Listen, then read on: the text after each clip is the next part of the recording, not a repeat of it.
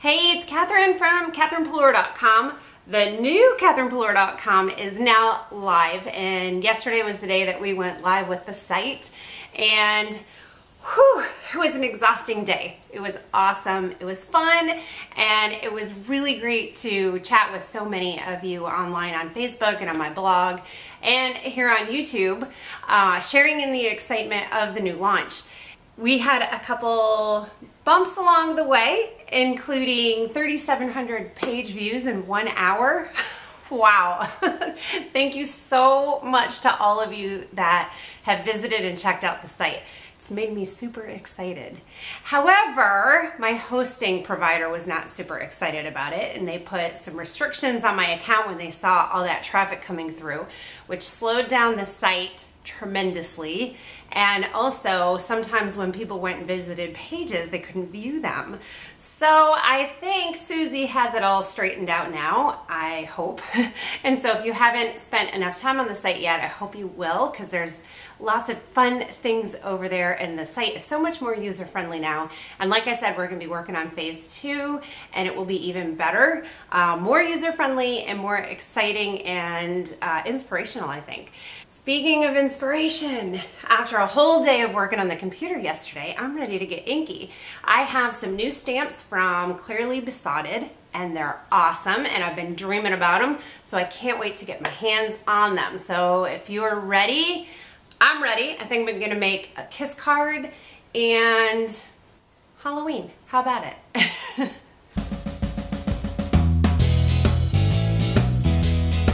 So I'm starting with these supplies, the Clearly Besotted Boo to You stamp set. Isn't it adorable? I love that there's faces with the pumpkins, and then the die cuts, and then the background builder stamp set. Now, when I get new stamp sets, I used to take the packaging off this plastic sleeve and then put them into the Avery pockets.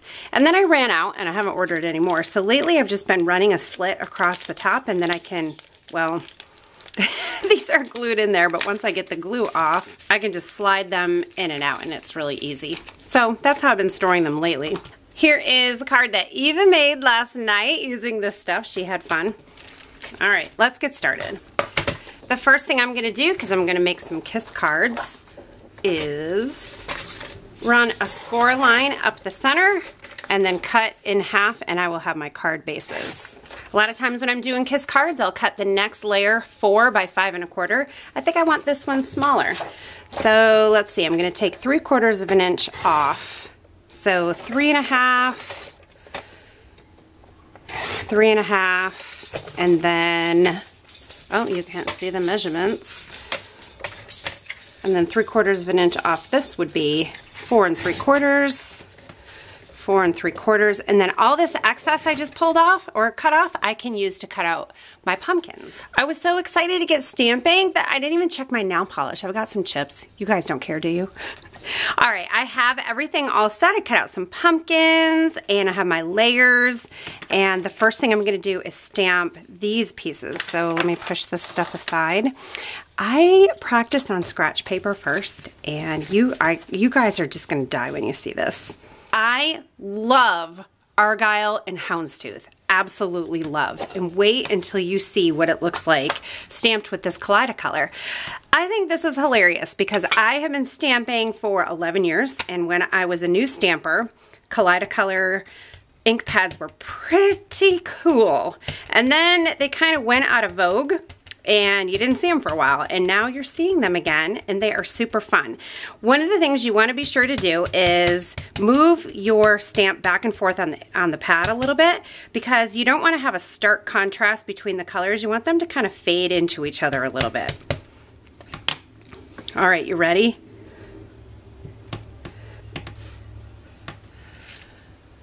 Oh my gosh, look at how awesome that looks. I'm so excited. All right, so I'm going to do all 4, because when we're making kiss cards, mass producing cards, you want to do one step at a time. Do all the steps and then move on to the next one, because it's just more time efficient. Isn't this a great ink pad? Ugh, I am loving it. Now I know that these are all gonna go onto my card base with dimensionals, so I'm just gonna slap one in each corner on each one, and then I'll leave the backing on until I'm ready to add them, and then I'll take those backings off all at the same time as well. Now, a tip with your Kaleidocolor ink pads, make sure you store them like this, because if you store them like this, the colors are gonna bleed into each other more quickly. Now, with these pads, you will get cross coloring of your ink pads, but if you store them like this, it's going to happen much quicker, and then you may get a muddy mess. So store them separate like that. All right, next step is the pumpkins. I played around with these a little bit earlier also, and what I have decided to do is take my little Dewdrop Memento ink pads, and I'm starting with peanut brittle, and I'm just going to ink up the edge, and then I'm taking the Tangelo, and we'll ink up almost the whole pumpkin. I'm just leaving a little edge there because I want it lighter on the one side. And then Morocco is the next color, and I'm just doing the edge. This is basically the rock and roll technique without rocking and rolling, because usually you do rock and roll like this on your ink pad, but it's, I guess it's in reverse. And then we'll have this really cool shaded multicolored pumpkin. Just stamp that right on top of the die cut. Hopefully I line that up okay. Well, we're close. It's hard to do that on camera. I'm going to go ahead and stamp these off camera so I can try to get those lined up. I have all my adorable little pumpkins stamped and ready to go. I'm just filling in the little stem here. I tried my old olive marker by Stampin' Up, and it was really dark. It's this one right here. And also my marker is old, so it took me a little bit too much work to get that filled in correctly, and my paper ended up pilling up because I went over the same spot too many times, which actually I think I just did right there too. And just an FYI, if you're not following me on Instagram yet, I hope you'll hop over and do so, because every time I stop the camera, I snap a photo and then put it up on Instagram. So sometimes I put fun things up there that I don't put other places. I hope you'll find me there. All right, the next piece I have to decide. I was thinking about doing some sparkle. So this one I added some sparkle to with my Wink Estella pen, just because I wanted to see what it would look like. So maybe I'll do that to one. When I started my Kiss Card series years ago, I used to do them all exactly the same, just to show you how you can quickly and easily make a bunch of cards at once.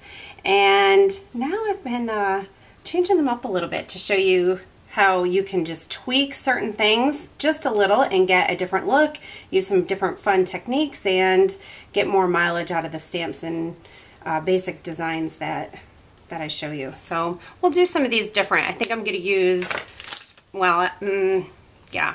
I think this face right here is absolutely adorable. Not that they all aren't, but I think I'm going to do these on a couple pumpkins. So I grabbed my little Dewdrop Memento Tuxedo Black, and we'll just do a couple faces. They're so cute. And then I think I'll leave 2 pumpkins blank. So one card will have blank, one will have sparkly, and 2 will have the faces. As I'm laying the card out, I'm feeling like this is awesome, but I think I want some color behind here. So I pulled out this new paper pack that I got. It's at Basil, and it's Kelly Purkey Second City, and it's got some really cool funky designs in here. Just give you a glance at them. And I think these will work. So, I don't know. I don't think it's too busy. If you do, and you want to keep going the clean and simple route, just do that.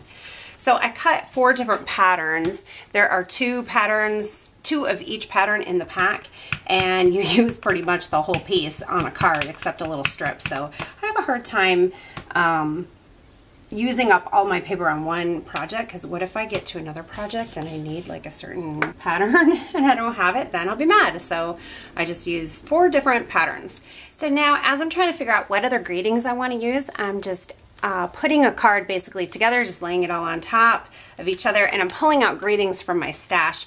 And this is one thing that I love about clear photopolymer stamps, because you can just lay the whole sheet of stamps over your image and see if it's going to fit.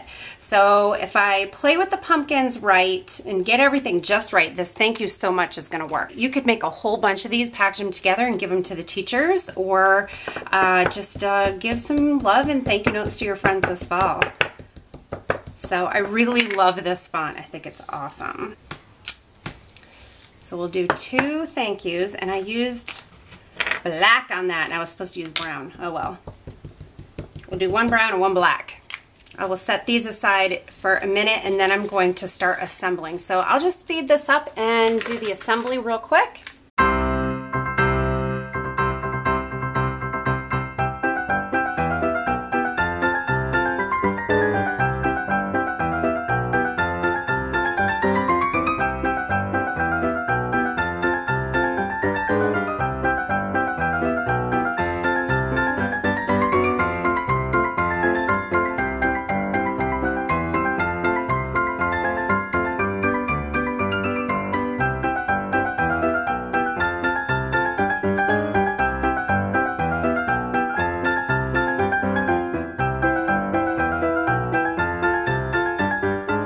So these cards are done and they're adorable. I love them. I could keep going like this and add some sequins and doll them up a little bit more. You can keep them plain. I wonder what else you guys can think of adding. Leave me a comment below in the comments section, because I'd love to know if there's anything else you would put on these cards. Hope you guys enjoyed today's video tutorial. If you have not checked out my new site, be sure to hop over and check it out. Next week there's going to be a giant housewarming party, so that will be really fun. So make sure you're on my newsletter list so you can be the first to know about it and to make sure you don't miss it. All right, have a great day. Give me a thumbs up if you like this video, and I will see you soon.